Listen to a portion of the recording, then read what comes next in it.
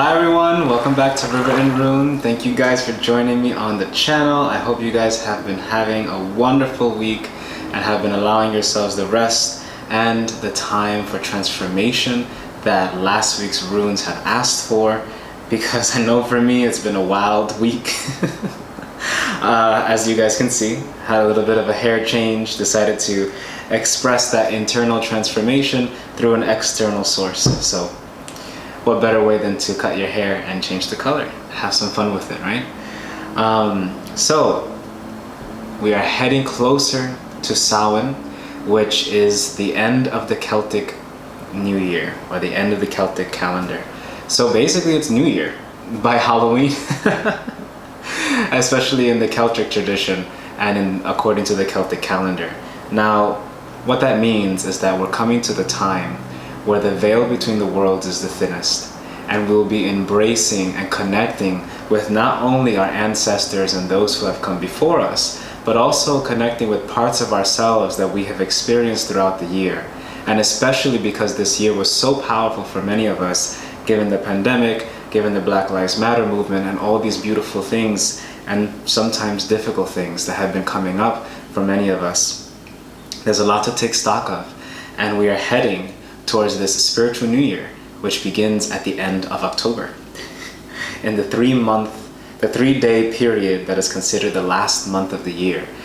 They call it the 13th month in the Celtic calendar, which is pretty cool. But in any case, let's see what the runes have to say for this week ahead.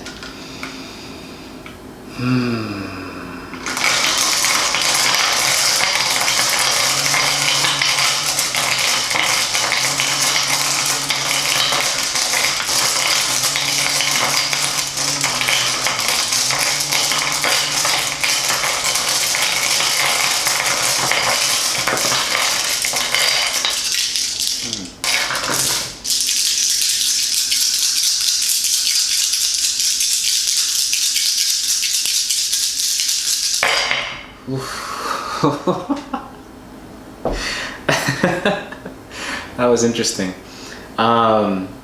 So for those of you who frequent the channel, you guys know that sometimes I do get visions while I'm casting the stones, or I get feelings, or I hear songs, or something that usually is relevant to the reading.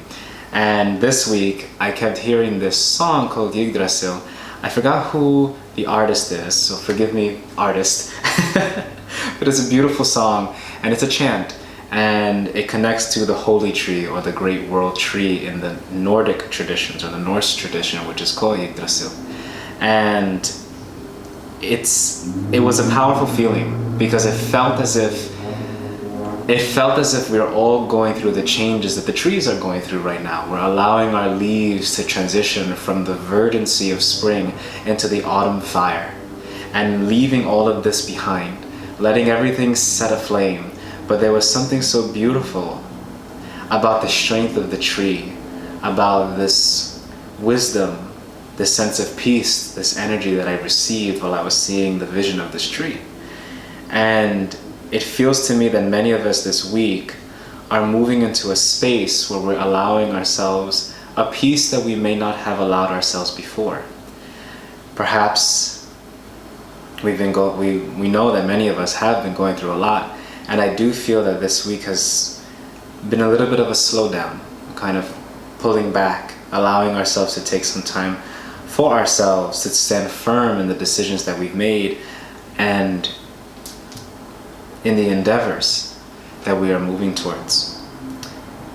So that was interesting. Now let's see what the runes themselves have to say. Now, as you guys know, I start in the center and move further out into the realm of time as it ripples across the pond of space and all that wonderful stuff. So we're starting off the reading with Ehwaz.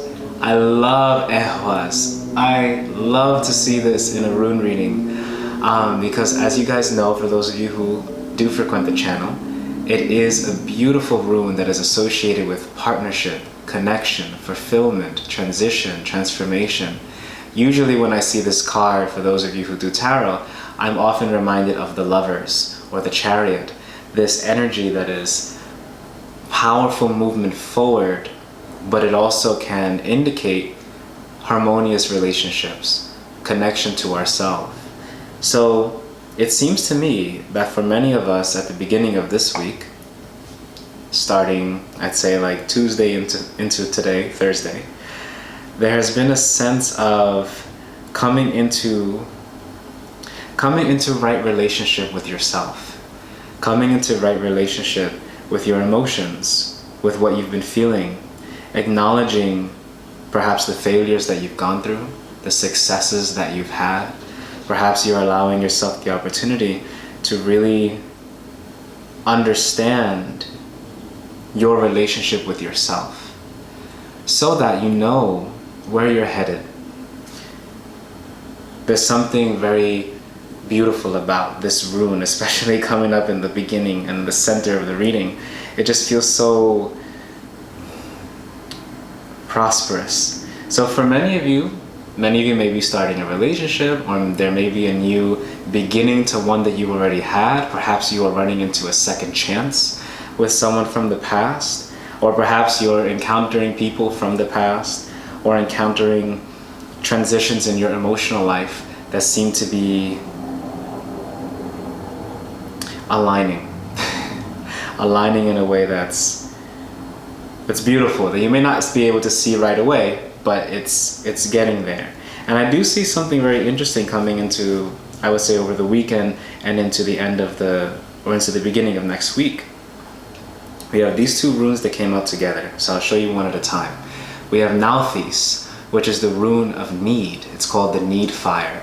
It's a very powerful rune that oftentimes represents the things that we desire or need in our life. It's the kind of flame of self-preservation that burns deeply within all of us. It is our will to survive, right? But it fell closely connected to Ingwas, which Ingwas is the rune of home, of the earth, of connecting to yourself, of abundance, fertility, but in a way that's a little bit different from Fehu, which has a similar energy. Fehu is more materially oriented. It has more of abundance and wealth of things, of perhaps money, perhaps a wealth of space, of time with friends, whereas Ingwas has a wealth of the earth.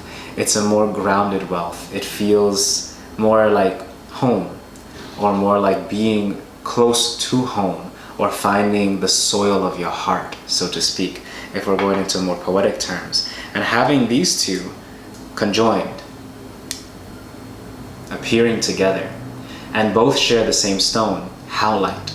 And howlite is a beautiful stone that helps ease anxieties, that helps relieve stress, and helps relieve anger, because it's a cooling stone. I usually feel as if the stone is akin to a snowstorm, as if you're getting lost in the snow, or lost in this beautiful, vast expanse of silence and white noise. And these two together are suggesting that it's time that we're actually going to put a lot of our effort in the next coming days, going into the weekend, into the beginning of next week, into finding our center, grounding ourselves within our passions, within our space of what we need. So allow yourself to take time this week to find out what it is that drives you, what it is that you're really working for. What are your desires? What do you want from life? What is it now that you want to see in this coming year? Because we are getting close to the beginning of the spiritual new year. So what is it in regards to your spiritual life that you want to really focus on in the coming year ahead? All of these questions come on the tail of Mercury going into retrograde in Scorpio, accessing, tapping into dreams, the underworld of our souls, tapping into our subconscious, allowing ourselves to take note of the things that we may not have been able to take note of before. And that's a beautiful thing, because this need fire, this Nauthiz, is asking us, after we find right relationship with ourselves, and really sit down and have a talk with us. Have a talk with yourself. I know I had a talk with myself earlier today about the oaths that I have broken, And many of those oaths that I have broken have been to myself. I don't break oaths with others. I don't go back on my word often when it comes to my relationships with others, but I do find that I go back on my word on myself often. And coming into right relationship is allowing yourself to acknowledge that, to acknowledge what you've gone through, and to say, you know what, it's all right. But now these are the things that I really do want, and I'm not going to fail myself this time. And that's where we tap into these deeper needs, these deeper wants and desires that we do have to fulfill. A need fire is a need fire for a reason. It is a part of our spiritual growth, our spiritual health, our happiness, and it's a part of how we find our center, how we ground ourselves, where we find home within. So this week is going to be a really powerful week of, the words I'm hearing are self-reliance, self-actualization, perhaps getting deeper in touch with yourself. I also see in the future, these two runes had come out. We have Kenas and Dagas, which I love to see as well.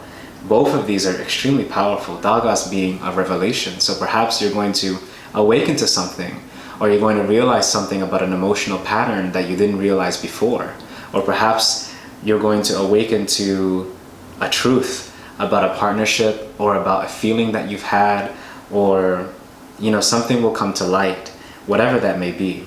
And it's going to spark this desire to move forward, because Kenas is the torch that we carry forward into our lives. It's our passion, our vitality, our strength.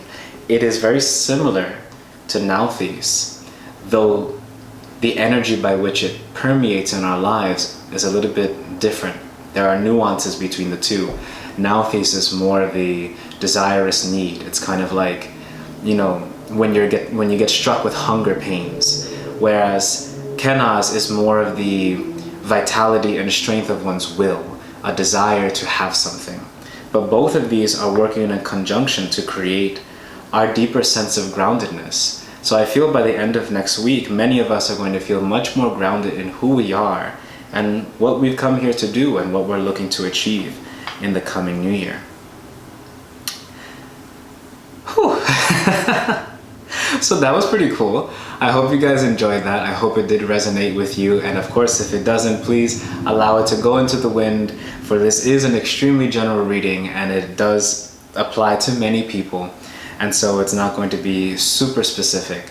But of course, if it resonates, take it. If it doesn't, leave it where it is. And I'm very grateful for you guys joining me on the channel, taking the time to share this practice with me. I'm really appreciative. And of course, if you like this video, like and subscribe below, do all that fun stuff, hit that notification bell so that you guys know when I send out a new video.